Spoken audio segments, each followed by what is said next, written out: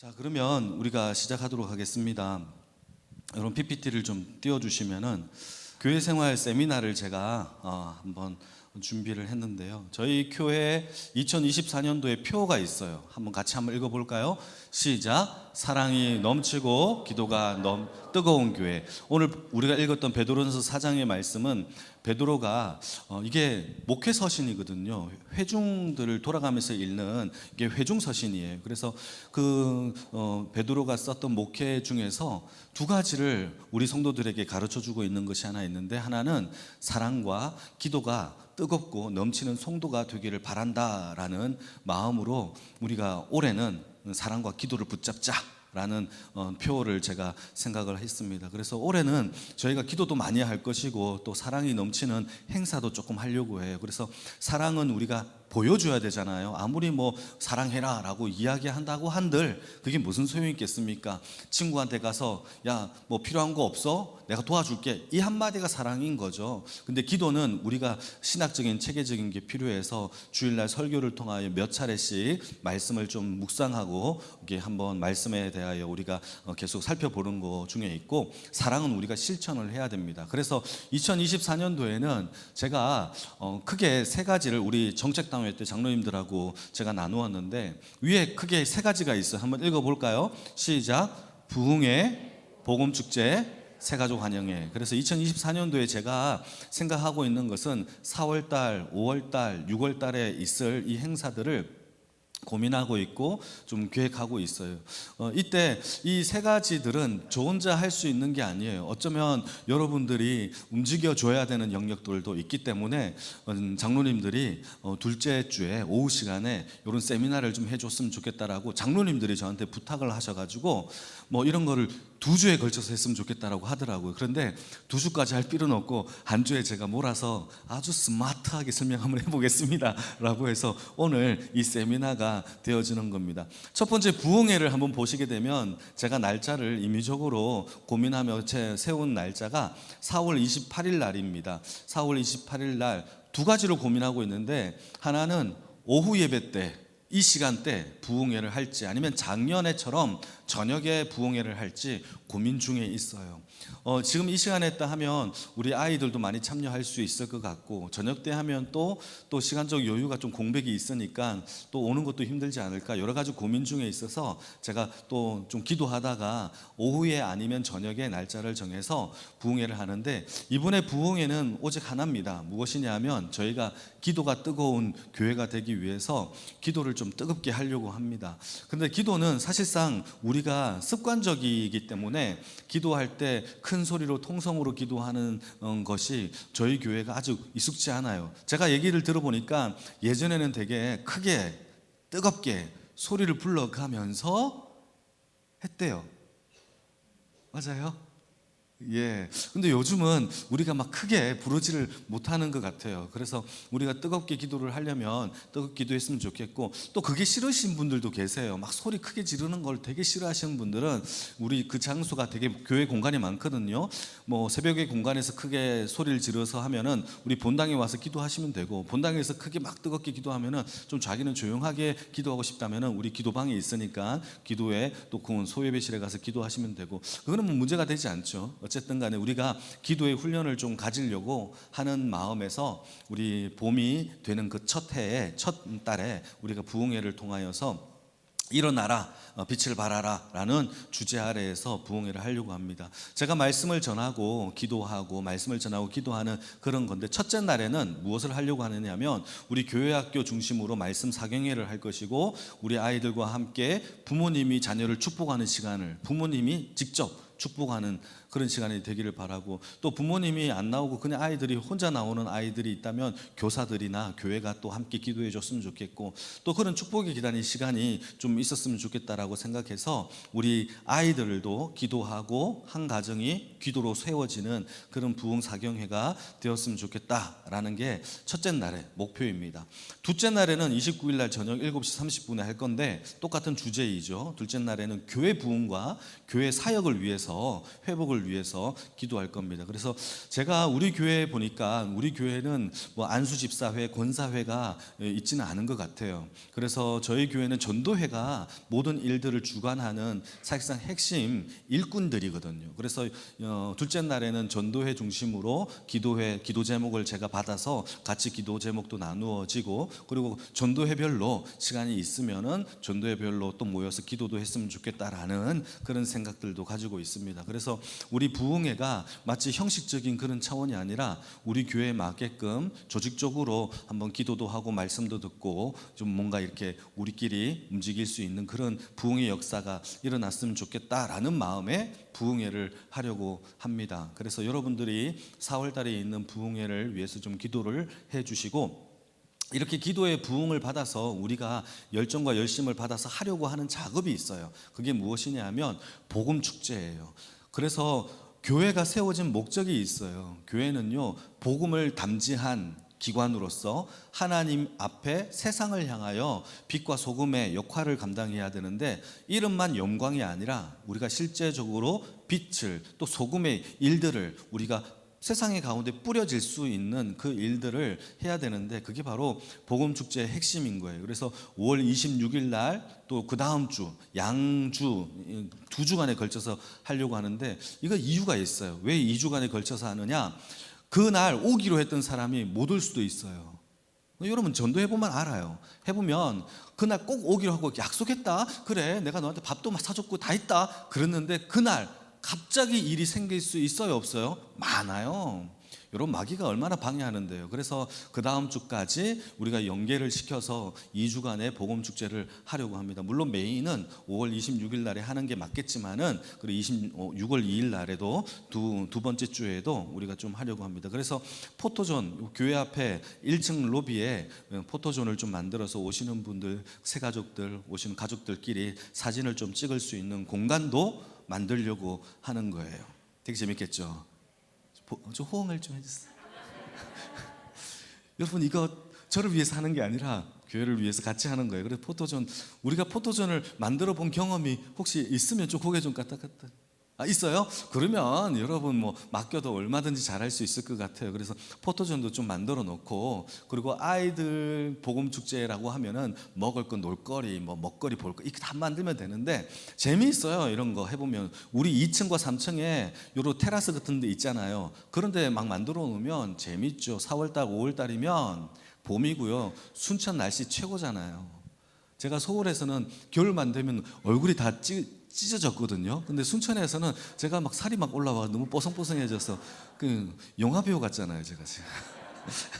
하여튼 좋아요. 그래서 복음 축제가 5월 달이기 때문에 약간 더울 수도 있는데, 우리가 야외 공간도 사용하면 카페처럼 만들 수도 있고 해서 그렇게 해서 공간도 활용하면 돼요. 그리고 이게 있어요, 여러분. 이거는 뭐 저도 나중에 이제 뭐 새가족 그 환영회도 할 때 얘기하겠지만은, 저희 교회가 이런 특징이 있어요. 다른 교회와 조금 다르게 저희 교회 근처에 막 인프라가 막 있거나 그러지는 않아요. 그렇죠? 뭐 지하철이 있다거나 뭐 여러 가지 놀이 뭐 시설이라든가 식당이 많거나 그렇게는 되어 있지 않아요. 그러니까 이 동네에서 가장 인프라가 있어야 될, 인프라는요 뭐 인기가 있는 뭐 그런 장소겠죠. 가장 인기가 있고 새롭고 새로운 공간이다라고 할 수 있는 곳이 가곡동에서는 저희 교회가 돼야 돼요. 무슨 말? 예, 그건 아멘 안 하셔도 됩니다. 성경 말씀이 아니라서. 그러니까 뭐냐 하면, 여러분 이게 마인드가 공유가 돼야 되는데, 가곡동에서 영광교회 하면 되게 이미지가 가면 좋다. 우리 교회가 극하면 사람들이 너무 좋고 재미있고 편히 쉴 수도 있고 이런 공간이 만들어져야 돼요. 그게 되어야 우리 동네 지역에 있는 사람들에게 복음이 전하기가 쉬워요. 그러니까 우리 교회는, 가곡동에 있는 이 영광교회는 외부인들이 놀러 와서 지나가다가 교회를 보고 이 교회에 있네? 라고 확인하는 경우가 거의 없어요. 그렇잖아요. 여기 뭐 놀러 올 게 없으니까. 지나가다가 어떻게 볼 수가 있겠어요? 여기에 일부러 우리 동네 사람들만 영광교회가 있다라는 걸 알고 또 친척들과 왔다 갔다 하면서 볼 수밖에 없는 그런 구조예요. 그러니까 영광교회는 가장 편안한 장소가 동네 사람들한테 내어드려야 되는 곳이고, 가장 좋은 곳으로 대접을 해야 되는 곳이 우리 교회가 앞으로 가야 될 방향인 거예요. 그래서 사랑도 넘치고 또 사람들한테 내어줄 수 있는 공간도 되어줘야 되고, 그렇게 되어야지만 인프라가 우리 자체적으로 높아져야 사람들이 동네 사람들을 전도하기에 좋아요. 물론 복음을 전하는 것도 중요해요. 그런데 사람들에게 복음을 듣게 하기 위한 먼저 마음의 열림은 우리 교회가 감당해야 될 영역인 거예요. 그래서 복음축제가 그런 일들을 감당했으면 좋겠고, 우리 지난주에 마집사님이 말씀하신 것처럼 우리가 전도의 별로, 제가 이제 다 들어봤어요. 무슨 얘기 하시는지 다 들어보니까 예전에 커피도 나눠주고 그랬다면서요. 커피도 나눠주고 신형아파트, 시형아파트 이런 데 전도도 하고 또 전도지도 나눠주고 여러 가지도 나눠주는 것들도 있었는데, 그런 일들을 우리가 전도회에서 회장님도 부탁드립니다. 5월 달에 이런 걸 하기 전에 조금 2월 달 원래나 3월 달 원래 때 조금씩 우리 전도회별로 조금 움직여 주시면은 좋을 것 같아요. 그래서 복음 축제 때는 첫 번째 포토존이 딱 있다면은, 두 번째는 식당에서 맛있는 음식을 또 제공할 수 있는 공간이, 리셉션이 있으면 좋겠죠. 그래서 여러분 복음 축제 때는 TF팀이 필요합니다. TF팀. 그래서 이것만을 위하여 어떤 군사 조직을 만들어서 조금 움직여야 될 필요도 조금 있어요. 그래서 기도 중에 우리 전도회별로 좀 공지를 나누어져서 조금 이 TF팀도 좀 소집을 하려고 합니다. 그래서 여러분들 부담 갖지 마시고, 여러분 저는 이런 일을 너무 많이 해봤기 때문에 편안하게 여러분들과 함께 할 수 있어요. 그래서 식당도 이렇게 음식으로 손님을 대접하다 하는 마음으로 준비하면 되겠고, 또 우리 옹달샘 우리 그 도서관이 이제 조금씩 바뀌었어요. 우리 장로님들 참 수고하셨고 또 일하신 분들이 참 많은데, 이제 카페와 같은 그런 교제 공간으로 만들어 드리려고 합니다. 옹달샘이라는 이름은 그대로 사용하고 싶어요. 우리 정원선 목사님, 원로 목사님께서 세우신 것이라서 그 이름은 참 너무 예쁜 것 같고, 그래서 그런 공간 가운데서 카페 같은 분위기 속에서 교제도 하고 해야 됩니다. 교회가 부흥하고 성장하는 교회는 딱 한 가지 특징이 있어요. 예배 드리고 안 가요, 사람들이. 근데 삭막한 교회는 예배 드리면 바로 가요. 그런 교회들은요 성장이 안 돼요. 예배 드리고 빨리 가요. 이거는 여러분 교제가 있어야 돼요. 그래서 교회 생활 지침서에 여러분 보시게 되면 예배 생활에 반드시 필요한 게 교제예요. 의도적으로 교제하고 서로 얘기하고, 그냥 궁금하지 않아도 아이고 집사님 뭐 어떻게, 정동기 집사님 어떻게 지내셨습니까? 라고 물어봐야 돼요. 물어봐서 내가 뭐 이렇게 지냈다고 하면은 별건 아니지만 대단하십니다, 와, 이렇게 칭찬도 해주고, 뭐 별거 아닌데도 와 예쁘십니다 이렇게 얘기를 해주면 여러분 얼마나 행복하겠습니까? 그런 게 필요해요. 그게 교제가 있어야 되는 거죠. 여러분 교회는요 교제가 있어야 되는 거예요. 그래서 제가 여러분 장로님들 부탁해서 이 앞에 있는 분위기가 다 노란 색깔로 바꿨는데, 그것도 따뜻한 이미지를 좀 만들고 싶었어요. 교회는 따뜻하고 어머니 품과 같은 그런 교회 공간이 되어야 되기 때문에 다양한 사람들이 있는데 엄마와 같은 품에 안기는 그러한 예배 공간이 되었으면 좋겠다라고 해서 그렇게 조금씩 하게 되는 겁니다. 그래서 교제도 카페 같은 분위기 속에서 일어나고, 또 선물도 새로 오신 분들이, 전도하신 분들에게 선물도 주고 편지도 좀 준비해서 드림으로 교회가 당신을 사랑합니다라는, 당신을 너무 섬기겠습니다라는 그러한 복음 축제가 되어지려고 합니다. 그리고 마지막에는 복음이 필요하겠죠. 제가 복음 설교를 한 2주 동안 준비하여서 그들에게 맞게끔 편안한 복음의 메시지를 그들에게 예수 전하는 이런 일들을 제가 생각하고 꿈꾸고 있는 거예요. 그래서 여러분 복음 축제를 위해서도, 부흥의 다음에 5월 달에 있는 복음 축제를 위해서도 꼭 기도해 주시기를 바랍니다. 하나님께서 우리 교회를 사랑하세요. 아멘 하셔야 됩니다. 예, 다 앞에 있는 분들은 제가 안경 안 썼지만 다 보여요. 그래서 여러분 안경을 갖고 올 걸 그랬네. 저 뒤까지 다 보이려면. 여러분 하나님이 우리 교회를 너무너무 사랑하세요. 저는 담임 목사로 왔지만 여러분들이 여기에서 나고 자랐잖아요. 얼마나 여러분들이 저보다 더 사랑하겠어요. 그렇죠? 여러분 이 교회를 정말 사랑하십시오. 예수님의 핏값으로 세우신 교회고, 여러분들이 사랑 안 하면 옆집 교회 성도님이 사랑해 주지 않아요. 우리만 사랑할 수 있어요. 그래서 우리 교회가 여러분 복음 안에서 성장할 수 있는 그러한 교회가 되도록 여러분들이 사랑하시고 아껴주시면 되겠습니다. 그래서 복음 축제는 저만 복음을 전하는 게 아니라 여러분들도 제가 설교했던 복음을 가지고 짧게 이웃들에게 전하시면 되는 거죠. 저분만 보면 나 교회 다니고 싶어. 저분만 보면 교회 다니고 싶어. 이런 마음이 들 만큼 그게 바로 복음 축제의 핵심이에요. 복음 축제는 축제는요, 여러분 전도하고 사람 데리고 오는 게 복음 축제의 핵심이 아니에요. 내가 한 사람에게 선한 영향력을 끼칠 수 있는 행위, 그리고 복음을 전하는, 이게 필요한 거죠. 여러분 부담을 주려고 전혀 하는 게 아니니까 나 한 명 데리고 와야 되는데, 이게 전혀 아니에요. 여러분 오해하면 절대 안 됩니다. 그래서 복음 축제는 하나님이 하시는 일이기 때문에 우리가 5월 달에 기도로 준비하면 되겠습니다. 그리고 새가족 환영이 있는데 한번 옆에 있는 글씨를 한번 읽어볼게요. 시작. 새가족 환영식을 통해 예수님의 사랑을 전하는 시간입니다. 여러분 저희가 조금 전에 얘기했다시피 우리 동네 인프라가 그렇게 많이 있지 않아요.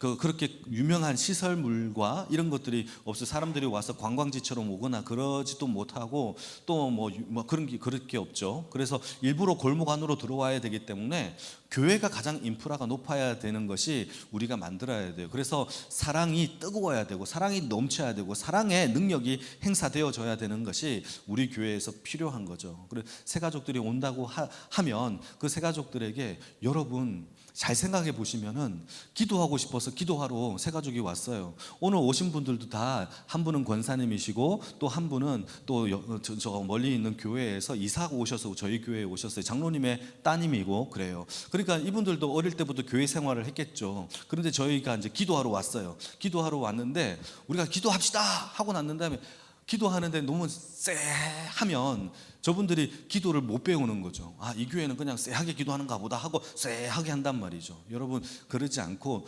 누군가가 솔선수범으로 눈치 보지 않고 여러분들의 힘을 내어서 기도를 해주는 그런 역할들을 우리 조순희 권사님만 하면 안 되고 다 해야 돼요. 조순희 권사님 너무 사랑해요. 되게 저에게 힘을 실어주는 거 제가 알아요. 되게 힘을 실어주려고 하고 하는데 그걸 우리가 전체가 다 같이 하면 너무너무 좋을 것 같아요. 그래서 여러분 우리가 그렇게 해야 교회가 세워지고 인프라가 올라간다라는 사실을 우리가 좀 기억했으면 좋겠고, 이게 내 교회다, 내가 안 하면 누가 하겠나라는 마음으로 함께 동참해 주시면 되겠습니다. 그래서 4월달, 5월달, 6월달이 가장 큰 우리가 행사가 있어요. 그래서 새가족 환영을 통해서 우리가 또 새가족들을 축복하고 또 환영하려고 하고, 새가족 환영회는 연말에도 한번 가지려고 하는데, 그래서 새가족부가 올해 조금 힘들 수 있어요. 그래서 여러분 새가족들이 오면 제가 만든 영상이 있어요. 제가 만든 영상으로 6개 영상, 5개 영상이고 한 개는 그냥 가이드를 보고 책을 보고 소책자를 보고 공부하는 건데, 5개 그 영상이 있는데 이 5분짜리 영상을 보고 교육을 받고 1대1로 교사들이 붙어가지고 같이 밥도 먹고 기도 제목도 나누고 하려고 하는 겁니다. 그래서 10명이 오든 100명이 오든 간에 똑같이 하나님의 말씀을 듣고 교육받고 할 수 있도록 저희들이 그렇게 하려고 하는데, 우리 새가족부 교사들이 좀 많이 힘들 수 있어요. 근데 조금만 참으시고 해보면 여러분 그게 조금 더 이게 더 편할 수 있으니까 여러분들이 조금만 참아주시고 따라와 주시면 감사하겠습니다. 자, 그리고 영광교회 신앙 프로그램이 이렇게 이제 세워놨어요. 여러분 첫 번째 한번 읽어볼까요? 새가족 교육이 6주가 있어요. 그리고 두 번째는요, 확신자 교육이 있는데 우리 전도사 김양희 전도사님한테 제가 부탁을 했어요.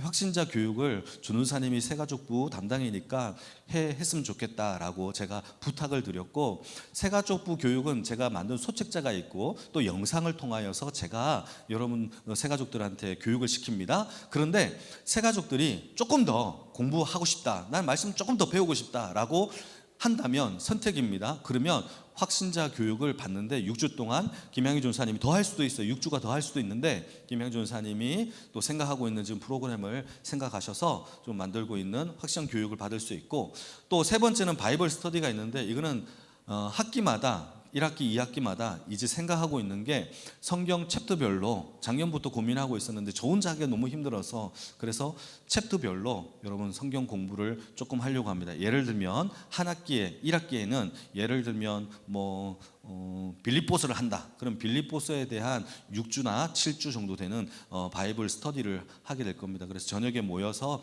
같이 성경 공부를 하게 되는 거예요. 이건 한마디로 공부예요, 공부. 그래서 성경에 대한 지평을 넓히고 싶다라고 하면 이 성경 공부를 하면 되고, 또 하나가 있어요. 성경 공부가 아닌 훈련이 있는데 제자 훈련과 사역자 훈련, 이거는요 훈련인 거예요. 훈련은요 기간이 길어요. 기간이 길어요. 그냥 스터디해서 공부하고 마는 게 아니라 사역 훈련, 제자 훈련은요, 기간 동안에 나를 단련하고 나를 변화시키는 게 훈련이거든요. 그러니까 군대에 들어가서 뭘 배우느냐, 군사 훈련을 배워서 군사가 되어지는 것처럼 우리도 제자 훈련을 통하여서 평신도가 한 사람의 평신도 지도자가 되어져 가는 훈련을 받는 게 제자 훈련인 겁니다. 그리고 여러분들 제자 훈련을 또 오랫동안 가르쳤던 목사가 제가 왔거든요. 그래서 제자 훈련은 참 좋아요. 여러분, 제 인생이 바뀌어진 것도 제자 훈련 때문인 거거든요. 그래서 여러분 제자 훈련을 여러분들이 솔선수범으로 받으시면 좋겠습니다. 그 사역 훈련 1년 기간인데 우리 교회는 1년 동안 하니까 힘들어 하더라고요. 그래서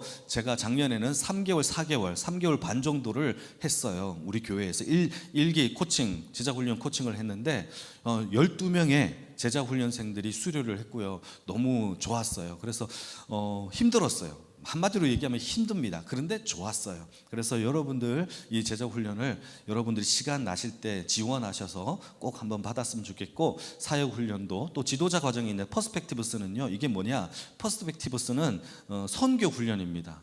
선교 훈련을 받아요. 선교 훈련은 맨 마지막에 이제 받을 겁니다. 제가 아직 우리 교회 와서 제가 갖고 있는 목회에 대한 방향을 다 하지는 못했어요. 지금 여러분 3번째가 모여 선교하는 교회인데 선교에 대한 이야기들도 한 번도 꺼내지지 않았잖아요. 그런데 앞으로 우리 교회가 선교하는 교회가, 전도하는 교회가 되어지려면 차근차근하게 수순을 지금 밟고 있는 단계라서 제가 아직은 하지 않았지만 저희 교회가 앞으로 이렇게 움직여질 거다라고 여러분들이 아시면 되겠습니다. 그리고 여러분 생활지침서를 보시게 되면 교리 중에 가장 중요한 교리가 하나 있어요. 이거 되게 중요한데 삼위일체란 무엇입니까? 인데 여러분 대부분 다 알더라고요. 그래서 제가 질문 하나 던져보겠습니다. 저를 볼게요. 자, 하나님은 몇 분이십니까?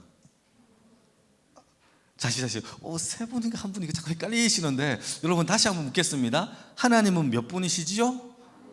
한 분이시죠? 만약에 3분이라고 하면 이단이 돼버려요. 우리는 삼신론을 믿는 게 아니에요. 우리는 유일하신 단 한 분인 하나님을 믿어요. 한 분이십니다. 그러나 그분이 어떻게 존재하신다? 삼위로 존재하시는 거예요. 어떻게? 성부 하나님, 성자 하나님, 성령 하나님. 자, 그래서 여러분 헷갈리면 안 돼요. 우리가 예배를 드릴 때 제가 기원을 하잖아요. 예배 기원을 할 때 이 기원에 예배를 받으실 분, 그분이 누구다? 하나님 한 분이에요. 근데 몇 위로 존재하신다? 3위로 존재하세요. 그래서 제가 여러분 유심히 제가 하는 얘기들을 잘 들으신 분들은 아시겠지만 기원을 할 때에 제가 예를 들어서 기원을 하잖아요. 사랑의 하나님 아버지 감사합니다. 오늘도 주를 찾고 오늘도 주의 이름과 얼굴을 구하는 자들에게 하나님의 크신 은혜와 은총을 베풀어 주시옵소서라고 기도할 때에 제가 삼위 하나님의 이름으로 기도해요. 혹시 이거 기억하시는 분 고개 끄덕끄덕? 여러분 제가 기원하는 것도 주목해서 좀 들어주시기 바랍니다. 제가 기원할 때 그냥 하지 않아요. 삼위 하나님의 이름으로 기도해요. 그래서 여러분 예배의 모든 시작에서의 기원이라는 걸 하는 이유 자체가 삼위 하나님께 예배를 올려드린다라는 거예요. 그래서 우리가 성령을 부를 때에도 1장에서 5장까지 부르는 이유가 1장, 2장, 3장 찬송가 1장, 2장, 3장, 5장까지가 다 그 찬양 속에 삼위 하나님이 다 이름이 거론되어져요. 성자, 성령, 성부 하나님께 영광 그러면서. 그러니까 우리의 예배의 모든 시작과 기원이 성부 하나님, 성자 하나님, 성령 삼위 하나님께 올려드립니다를, 그게 바로 삼위일체의 가장 중요한 우리 교단의 교리예요. 그래서 여러분 생활지침서를 보시게 되면은 삼위일체 교리가 있는데 이건 한번 읽어볼까요? 하나님은 시작.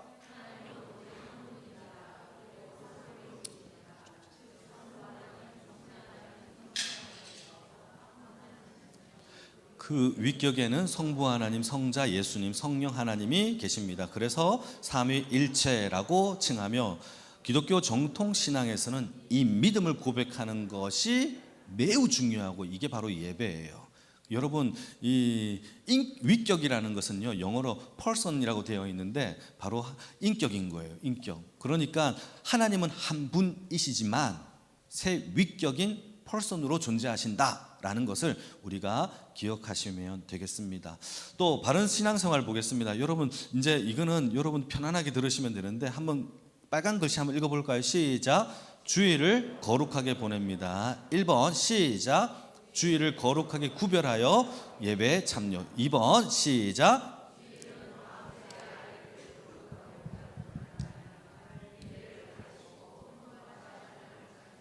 3번 시작. 죄송합니다. 제가 너무 민감하네요 이게. 자, 1번, 2번, 3번이 있는데 여러분 주일에 해야 할 두 리스트가 이 세 가지예요. 이거는 제가 임의적으로 만든 게 아니라 우리 교단의 총회 교리 원칙이에요. 첫 번째, 주일은 뭐 하는 날이다? 하나님께 예배하는 날. 두 번째는 주일은 뭐 하는 날이다? 주일학교 아이들에게 교육하는 날. 세 번째는 뭐 하는 날이다? 교제하는 날이에요. 사랑을 섬기는 날이에요. 여러분 이 세 가지가 없으면 우리 교회의 주일을 허지부지 지키는 거예요. 여러분 교사분들 계십니까? 생명을 다하여 아이들을 양육하십시오. 이게 주일을 지키는 방법이에요. 그리고 우리 이웃들에게 여러분 인사하고 교제하고 사랑을 전하고 하는 거 굉장히 중요한 겁니다. 여러분 우리가 밥 먹는 이 시간이 있잖아요. 점심때 식사하는 거 이거 밥 먹는 시간이 아니에요. 교제하고 사랑을 섬기는 시간이에요. 여러분들이 할 수 있는 한 여러분 몸이 불편하신 분 계시면은 가서 모두 갖다 드리고 해야 해요. 내 밖으로 내가 지킨다 이게 아니라 더 섬기면서 해야 되는 거예요. 그래서 예배만 잘 드렸다라고 해서 여러분 성공하는 예배가 아니라 주일은 뭐 하느냐? 하나님께 거룩한 예배를 드리는 날이고, 두 번째는 아이들에게 하나님의 말씀을 잘 가르치는 날이에요. 세 번째는 뭐 하는 날이다? 이웃들에게 사랑을 돌보지 못한 모든 이웃들에게 하나님의 사랑을 증거하는 그런 날들이 바로 주일이에요. 이 세 가지가 반드시 있어야 하는 거예요. 여러분 이건 꼭 기억하시기 바라고. 두 번째, 경건한 예배 생활인데요. 같이 한번 읽겠습니다. 시작. 경건하게 드려야 합니다. 두 번째, 여러분 성경책을 갖고 다니셔야 됩니다. 무거워서 저는 아직 좀 힘이 들어서, 그러면 제가 이해해요. 무거워서 힘이 들어서 걸어오는 게 힘들다 그러면 안 가져오셔도 되는데, 쌩쌩하고 힘도 있고 눈도 노안도 아직 안 왔는데 성경책을 안 가지고 다니는 것은 아니에요. 여러분 꼭 성경책을 가지고 다니시고, 혹시 나는 성경책이 없습니다 라고 하시면 얘기하세요. 여러분 교회가 그거 하나 못 사주겠습니까? 사주겠죠. 누가 있나 봐요. 혹시 나는 성경책 새로 바꾸고 싶어서 네 하시면 안 되고요. 있는 성경 여러분 다 가지고 다니시면 좋아요. 여러분 성경책을 꼭 다니시고 말씀을 들으면서 말씀을 표시하시고, 애지중지 사랑하며 아끼는, 여러분 연예인들을 사랑하는 우리 젊은 아이들 보면요, 다이어리나 수첩에 연예인에 관하여 빼곡하게 적어놔요. 아무개 씨 생일 언제 뭐 하고, 이거 어떤 노래 부르고 제 뭐 신곡이 뭔지 다 적어놔요. 여러분 우리는 하나님보다 더 못한, 아이돌보다도 못한 하나님을 예배하는 거 아니잖아요. 여러분 그들보다 더 열정적으로 하나님을 사랑하는 방법이 뭐냐? 성경을 사랑하는 거죠. 말씀을 보고 애지중지 보고 하는 것입니다. 그래서 성경은 여러분 힘들더라도 여러분 다 차가 있으면 가져오시고, 가방에 있으면 안에 꼭 넣어서 오셔서 꼭 성경책을 여러분 소지하시길 바랍니다. 자막이 되게 잘 되어 있지만 여러분 성경책은 사모하십시오. 3번 같이 읽겠습니다. 시작. 여러분 말씀을 들으면서 나는 어떤 죄인인지 하나님 앞에 자복하는 게 말씀 시간에서 예배 생활에서 가장 중요한 거예요. 내가 합당하게 말씀을 듣지 이게 아니라 나는 죄인입니다를 자복하는 시간이 예배 생활인 거예요. 그래서 여러분 말씀 앞에서 우리는 늘 죄인이기 때문에 내 삶에 적용시키는 것이 말씀 시간이에요. 그래서 여러분 이게 3번도 매우 중요하죠. 예배 후에 성도 간에 인사를 나누고 교제를 해야 됩니다. 어떤 사람은요 교제를 잘 안 해요. 예배 드렸습니다, 하나님께 인사했습니다, 빨리 가자, 이게 가요. 여러분 하나님께 인사드렸다면 우리 성도님들과도 인사를 해야 돼요. 조금 바쁘더라도 급하더라도 조금만, 한 두 명만이라도 인사하시고 여러분들이 가시면 좋을 것 같습니다. 여기 앉아 계시는 분들은 다 인사를 다 잘하시고 교제에 힘쓰시는 분들인 거 아는데, 그래도 우리가 이거를 예배 생활이라는 건 이런 거구나를 아시면 좋을 것 같습니다. 그리고 오늘 우리 권사님 두 분이 피택되셔서 맛있는 과일 주셨잖아요. 그러면 찾아가야죠. 아이고 권사님 감사합니다. 맛있게 먹었습니다. 라고 이렇게 인사도 해야 돼요. 하신 분들 고개 끄덕끄덕. 태반이 안 했네요. 그냥 먹고 입 닦았네요. 그냥. 여러분 그러면 안 돼요. 그렇게 하면 또 다음에 또 안 내잖아요. 여러분 꼭 감사하다고 인사하는 것이 교회가 인프라가 올라가는 방법이에요. 그렇게 꼭 하셨으면 되겠습니다. 우리 3번 감사하는 마음으로 헌금. 여러분 헌금 생활은 예배 생활이에요. 헌금이 곧 우리의 생활 속에서 예배입니다. 왜냐하면 옛날에는요 양과 염소를 가지고 왔어요. 성전세라는 스켈이라는 돈을 드렸어요. 근데 우리는 성전세도 드리는 것도 아니고 하나님 앞에 우리의 마음과 헌신하는 방법은 내 마음을 드리는 것과 함께 빈손으로 오지 아니하는 헌금 생활인 겁니다. 그래서 여러분 헌금을 우습게 여기면 안 돼요. 헌금 또 돈 내라고 하네, 이 정도가 아니에요. 헌금은요 내 신앙생활에 감사의 표현에 거의 90%를 차지하고 있어요. 그래서 한번 읽어볼게요. 시작. 헌금은 하나님의 은혜에 대한 감사의 표현입니다. 그중에 11조는요 여러분 놀라지 마세요. 세례교인의 의무예요. 총회에서 정해놓은 거예요. 근데 여러분 두 번째 한번 읽어볼까요? 두 번째 시작. 모든 헌금은 자원하는 마음이 있어요. 그렇다고 해서 의무지만 내 마음에는 나 11조 안 낼래 이런 마음이 있으면 안 내셔도 돼요. 그건 의무긴 하지만 모든 헌금은 자원하는 거예요. 이게 더 1순위예요. 그러니까 여러분들 가운데서 이게 대해서 부담된다, 내가 오늘 한 달 생활하는데 너무 힘들어, 그렇게 하시면 여러분 자원하는 마음에서 그게 아니기 때문에 안 내셔도 되지만, 여러분 우리 총회에서 해놓은 세례교인의 의무가 뭐냐? 헌금 생활인데 그게 바로 여러분 11조와 여러분들의 감사하는 마음으로 드리는 이 헌금이라는 것을 여러분 기억하시면 되겠습니다. 그리고 3번은 헌금은 하나님께 드려진 거기 때문에 우리 예산공동의회에서 지난주에 했죠. 결정한 대로 여러분들이 그게 집행 잘 되어지는지를 우리 7월 달에는 재직회를 통하여서 여러분들이 보시면 돼요. 그래서 바르게 집행할 수 있도록 우리 집사님들, 안수 집사님들이 많이 섬겨주시면 감사하겠습니다. 그게 바로 바른 생활의 세 번째인 겁니다. 자, 우리 구역 모임에 대해서 조금 짧게 설명하도록 하겠습니다. 구역 모임. 여러분 구역 모임에는 네 가지 원리가 있어요. 네 가지 W인데 한번 첫 번째는 웰컴이라는 환영입니다. 한번 읽겠습니다. 사랑방 시작. 자, 제가 고민을 많이 했어요.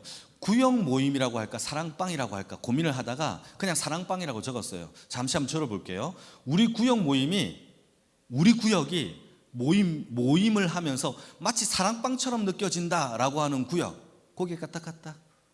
그래, 좀 들어있네요. 예, 여러분 구역 모임이 사랑방이 되기를 축복합니다. 구역 모임에 가면 사랑방이 돼야 돼요. 사랑방. 어떤 또 분들은 구역 모임에 가면 자꾸 가르치려고 하고 있어요. 잘 들어봐봐 그러면서 성경 공부 시간으로 막 하려고 하는데, 물론 성경에 대한 나눔도 필요하지만 1순위는 사랑방이어야 돼요. 사랑방을 통하여서 이 사랑이 전달받아야 말씀을 받죠. 아이들을 데려다 놓고 여러분 우리 아이들 에헴하면서 가르치면요 꼰대라고 해요. 근데 이거는요 그들만 그런 게 아니라 어떤 그 누구도 에헴하면서 가르치면 아무도 안 받아들여요. 그들에게 마음이 열릴 수 있는 환영이라는 웰컴이라는 이런 마음을 열게 하는 첫 번째 문이 필요해요. 그래서 1번 같이 읽겠습니다. 시작. 구역장은 먼저 한 주간 기도로 준비합니다. 우리 12분의 구역장님들 기억하시고 기도로 준비하시고, 기도가 힘들면 권차님들에게 함께 협력해서 기도해 달라고 기도하시고. 두 번째 시작.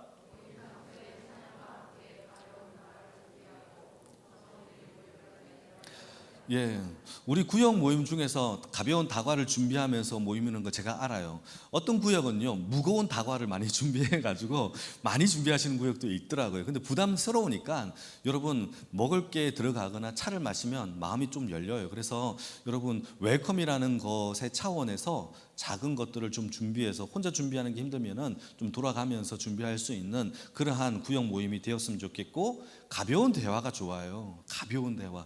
처음부터 만나자마자 무거운 대화를 하면 여러분 되게 부담됩니다. 여러분 가벼운 대화를 함께 나눌 수 있도록 해주시면 좋겠고, 여러분 또 한 가지 제가 여기에서 부탁을 하고 있는 거는 우리 주일날 우리 점심 먹고 구역 모임을 하시는 구역들도 있죠. 그리고 그 시간에 못하고 주중에 하시는 구역 모임도 있을 거예요. 그런데 여러분 대부분 우리 구역장님들이 다 여성분이거든요. 그런데 남자분들도 구역 모임에 같이 함께 해주셨으면 좋겠어요. 이 시간이 아니면 제가 따로 드릴 말씀 이렇게 못 드리거든요. 그래서 우리 남자분들도, 우리 남자 집사님이나 또 다른 남자 어른 되시는 분들도 구역 모임에 함께 마음을 합쳐서 같이 섬겨주시면 너무너무 좋겠죠. 그래서 구역 모임이 사랑방이 될 수 있는 그러한 일조를 할 수 있도록 3번 같이 읽겠습니다. 시작. 한 주간의 삶을 묻고 자연스러운 대화, 막 가르치려고 하시면 안 됩니다. 노입니다. 가르치면 노고. 두 번째는요, 빨간 글씨 보면 찬양과 경배, 월십이 있어야 돼요. 여러분 구역 모임 때 우리는 찬양을 부른다. 우리 구역에 구역 모임 때 찬양을 부르는 구역 있나요? 있어요? 그럼 고개 끄덕끄덕 한번 해보세요. 2개 있네요. 2개 구역. 나머지 10개 구역을 안 하고 있는 것 같아요. 여러분 찬양은 반드시 불러야 돼요. 여러분 이 시간이 아니면 이런 얘기를 언제 하겠습니까? 맞죠? 여러분 구역 모임 때 찬양을 하십시오. 달라집니다. 반드시 달라져요. 찬양은요 여러분 구역 모임의 핵심이에요. 모든 문과 마음을 열 수 있는 핵심이에요. 그래서 찬양을 부르시면서 하나님 앞에 먼저 하나님의 임재를 경험하시는 여러분 그러한 월십이 있기를 바랍니다. 찬양. 세 번째는요 말씀 나눔이죠. 워드가 있어야 되겠죠. 주일 말씀을 나눔지를 통하여 깨닫고 배웠던 그 말씀들을 내가 이런 말씀을 깨달았고 너는 그런 말씀을 깨달았어? 그러면은 내가 깨달은 말씀 A, 저 사람이 깨달은 말씀 B, 또 저 사람이 깨달은 말씀 C, A, B, C가 함께 공유가 되면서 풍성해지죠. 이게 말씀을 나누는 핵심이 요인이에요. 그러니까 내가 이거 말씀 깨달았는데 와 저것도 되게 은혜롭네. 함께 나누면서 풍성해지는 방법이 바로 말씀 나눔이라는 것이죠. 그래서 구역장님들이 어째 보면은 힘들 수 있어요. 말씀을 나눌 때. 그런데 하나님의 지혜도 주시고 또 능력도 주시니까 여러분 구역장님들을 또 중심으로 하여서 잘 섬겨주시면은 풍성한 말씀 나눔이 될 줄로 생각이 됩니다. 그리고 네 번째가 워크인데요. 이게 사역 나눔이죠. 한번 읽어보겠습니다. 말씀 시작. 말씀을 토대로 기도 제목을 나누고 함께 기도하며 다짐합니다. 이때 교회 공동 제목과 사랑방에서 나눈 개인 기도 제목을 함께 나누고 또 새로운 도전이나 또는 또 특송이나 전도나 이런 것들도 할 수 있겠죠. 제가 그 풍성한 어떤 그 교제가 일어나는 그런 구역 모임, 사랑방 같은 그런 구역 모임들이 제가 특별한 희한한 걸 경험한 적이 있어요. 예전에 그분들이 막 사랑방이면 뜨거워지기 시작하니까 목사님 저희 특송하겠습니다. 헌금 시간에 특송하겠습니다. 막 그런단 말이죠. 다음 주부터 이제 기대해 보겠습니다. 예, 막 특송하겠습니다. 그래가지고 그분들이 뭐 그렇게 잘하지는 못하더라고요. 그런데 그 마음이 뜨거운 거예요. 그분들은 자기들끼리 사랑방에서 나누고 하는 것이 너무 뜨거워가지고 막 그렇게 하는 거죠. 뭐 들고 나온 탬버림 하나 들고 뭐 이렇게 들고 와가지고 막 흔들면서 하는데 와, 참 은혜가 되더라고요. 그 기쁨과 즐거움이 사랑방을 통하여 그 이후에 또 다른 사랑방도 또 자극을 받더라고요. 그래서 사랑방들끼리 또 전도도 하고 또 에너지도 얻고 막 이렇게 하는 것들이 새로운 도전도 하는 것들을 보게 됩니다. 그래서 여러분 사랑방이 되게 구역 모임이 사랑방이 되어지면 정말 좋겠어요. 그래서 그렇게 하면 우리가 새로운 기도 제목과 기도를 나누면서 사역이 풍성해지고 나누어지게 되어집니다. 예. 그래서 성경 공부하는 시간이 절대 아닙니다. 성경 공부하는 시간이 아니에요. 성경을 말씀을 나누면서 풍성해지는 시간이에요. 그래서 우리 구역 모임이 저는 4W입니다. 환영이 필요하고요. 제가 썼지만은 두 번째는 찬양과 경배의 시간이 필요하고 말씀과 또 사역 나눔이 필요한 겁니다. 여러분 그렇게 네 가지를 위해서 우리 구역자님들이 힘을 쓸 거예요. 여러분 옆에서 잘 조력해 주세요. 할렐루야.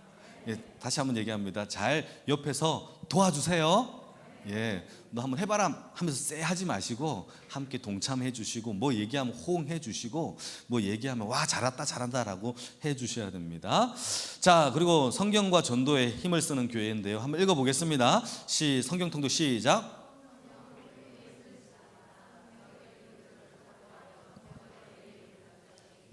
여기까지 한번 볼게요. 처음에는 성경 통독인데 성경인데요. 저는 사실상 여러분들과 함께 어떻게 이게 될 수 있는지는 모르겠지만 제가 우리 구역 모임과 우리 사랑방 모임 이 모든 것들이 다 성경 통독으로 전향되었으면 좋겠다는 마음이 있어요. 다시 말해서 하나님의 말씀을 나누고 하는 것도 되게 주일날 설교의 말씀을 나누는 것도 중요한데 저는 구역 모임이죠. 구역 모임들이 다 성경 통독을 했으면 함께 다시 말해서 1장에서 5장까지 읽는다면 우리 구역원들과 함께 1장에서 5장까지 서로 돌아가면서 한 절씩 통독하여서 5장까지 읽고 거기에서 은혜 받은 것들을 함께 나누고 하면 여러분 굉장히 은혜가 돼요. 여러분 그게 바로 성경 통독의 모임인 거거든요. 근데 우리가 이렇게 하라고 하면은 대부분 각자 읽고 각자 은혜를 나눈단 말이죠. 그거의 핵심이 아니에요. 같이 읽고 같이 나누는 거예요. 그래서 성경 통독 모임이라는 것은 다른 게 아니라 모여서 성경을 읽고 처음부터 끝까지 다 읽고 그 모임을 가지고 말씀을 나누는 것이 성경 통독의 핵심인 거예요. 이거는 제가 장차 앞으로 할 겁니다. 지금은 할 건 아닌데 성경 통독이라는 이 마인드는 앞으로 제가 천천히 풀어나갈 생각이 있어요. 기도하고 있는 중에 있고 전도 한번 보겠습니다. 전도 같이 읽겠습니다. 시작. 가장 귀한 복음의 사역입니다. 전도의 열매는 내 능력이 아니라 성령님이 맺게 하십니다. 전도는 논쟁이 아닙니다. 여러분 전도하다가 자꾸 논쟁하는데 예수를 전하다가 얘가 막 딴 얘기 하잖아요. 그러면 막 논쟁을 해요. 여러분 그건 논쟁 아니에요. 전도는 논쟁하면 안 돼요. 그래서 그렇게 안 받아들이는구나 하면 예 알겠습니다. 네 다음에 또 만나 뵙죠 하고 뒤로 빠져도 돼요. 그거 갖고 뭐 내가 널 이겨먹이겠다 막 그렇게 할 필요는 없는 거예요. 예수님의 사역은요 죽었어요. 죽음으로 승리하는 거죠. 여러분 우리가 희생함으로 나중에 선한 일들과 선한 빛을 비추면 되는 거예요. 그래서 매일 선한 일을 보여주고 선한 빛을 보여주는 행위가 그 자체가 전도예요. 저 사람만 보면 착하다. 저 사람만 보면 와 되게 선하다. 이런 것들을 착한 행실을 통하여 하나님의 영광을 올려드리는 것 자체 전부가 다 전도예요. 그래서 여러분 복음을 사모하고 복음을 전하는 거는 여러분 다른 게 아니라 우리의 삶을 통해서 전해지는 것이죠. 여러분 성경 읽기와 전도 생활은 성도 생활 속에서 정말 중요한 핵심이 하나 포함되어 있는 거죠. 자, 그리고 장례를 보겠습니다. 이제 마무리가 되어 가고 있는데 여러분 저희 교회가 장례를 치르잖아요. 장례를 치르게 되면 여러분 장례가 나면 먼저 교육자들에게 미리 알려주세요. 김동준 목사님이나 김양희 전사님이나 또 저에게 알려주셔야 장례를 알려주셔야 됩니다. 그리고 교회에서 장례는 3일장으로 대부분 하는데 교회 집례를 하게 되는 경우에는 주일날에는 교회 집례를 하지 않아요. 여러분 이거는 교인들 모든 교회들이 다 마찬가지겠지만 교회가 집례를 한다라는 이 장례에서 주일날에는 장례를 하지 않습니다. 그러면 주일날에 끼었다. 그러면 어쩔 수 없이 4일장이 될 수밖에 없는 경우도 벌어지게 됩니다. 그래서 그 전에 교육자들과 함께 이야기하면서 어떻게 장례를 치를 건지를 함께 상의를 해야 되는 것이 필요하겠죠. 그리고 교회가 두 개가 있어요. 여러분 믿는 신자들이 장례가 나면 저희 영광교회에서 교회 집례를 하는 경우가 있고 다른 교회에서 집례를 하는 경우가 있어요. 그래서 첫 번째 경우는 저희 교회가 집례할 경우에는 이 장례 절차의 예배 인도를 누가 담당하느냐? 제가 담당하는 거예요. 담임 목사가 담당을 하면서 집행을 하는 겁니다. 그런데 다른 교회에서 집례를 한다라고 하면은 그 교회 목사님이 집례를 하는 거죠. 그러면 우리는 그 성도님이 연계되어 있는데 그럼 우리는 뭘 하느냐? 그런 경우에는 우리 위로 예배를 가서 예배를 드리는 경우가 있는 거죠. 그러나 우리 교회가 집례를 한다 그러면은 여러분 입관부터 또 발인, 하관까지 저희 교회가 예배를 집례를 하는 겁니다.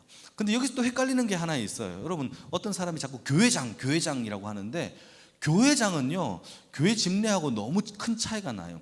교회장이라는 거는요 무슨 장이냐면 이 장례가 상주가 교회가 되는 거예요. 다시 말해서 우리 교회에 20년 동안 헌신하고 봉사했는 장로님이나 목사님이나 원로 목사님이나 교회에서 이렇게 돌아가셨을 때 우리 당회에서 교회장으로 치르시다라고 한다면 모든 상주와 교회 장례 비용과 이 모든 것들이 교회가 책임져서 그 장례를 치러지는 것을 교회장이라고 부르는 거죠. 그러니까 교회장은 굉장히 큰 단위의 규모입니다. 어떤 분은 노회에 열심히 헌신했기 때문에 노회장으로도 치를 수 있어요. 그러면 그 노회장의 집례는 노회가 책임지는 거예요. 총회장도 있을 수 있겠죠. 그럼 총회가 하는 거예요. 국가장이 될 수 있겠죠. 국가가 그 상주가 되는 거예요. 그래서 그렇게 치르는 거기 때문에 여러분 교회장과 교회 집례는 조금 차이가 있어요. 그래서 입관 예배가 제일 먼저 드리고 그 다음에 발인, 하관 이런 세 차례의 예배가 되어지게 됩니다. 그런데 문제는 여러분 교회가 집례를 하는 경우가 있는데 예를 들어서 교회에서 집례를 하려면 순천 관할 지역에 있어야 돼요. 예를 들어서 순천이 아니라 저기 뭐 울산에 있다 그러면은 거기 가서 어떻게 3번이나 가서 예배를 드리겠어요. 그래서 교회가 집례한다라고 한다라면 상식적으로 순천 관할 지역 30분 이내 거리에 있어야 우리가 장례를 집행하고 발인하고 하는 것에 이게 유용하는 거기 때문에 그게 여러분들이 기억해 주시면 되겠습니다. 이건 좀 장례가 조금 이해가 되셨죠? 자, 하나 교회 생활에 이제 예배 질서 이제 다 끝났어요. 예배 다 끝났어요. 여러분들 1번 예배 질서인데 한번 읽겠습니다. 시작. 여러분 휴대폰은 진동으로. 저희 교회는 그래도 되게 상식적으로 되게 수준 높은 것 같아요. 제가 말은 안 하게 전에 있던 교회는 계속 울려요. 예배 시간대마다 한 5번 정도는 울려요. 그러니까 우리 뒤에 부목사님들이 한 20명 있는데 막 달려가서 핸드폰 끈다고 그것만 시간 하는 게 다 보내요.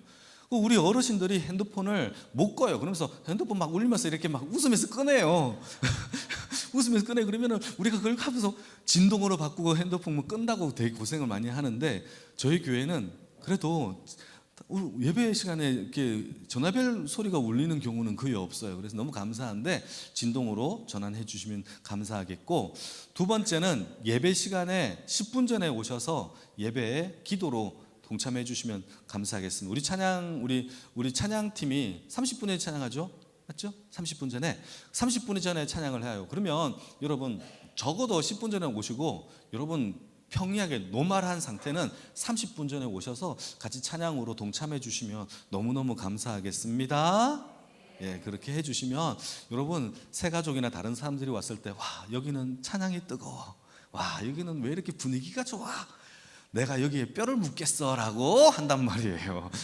예, 그런 은혜가 우리 교회가 있었으면 좋겠어요. 그래서 여러분 제가 보니까 5분 전에 많이 와요.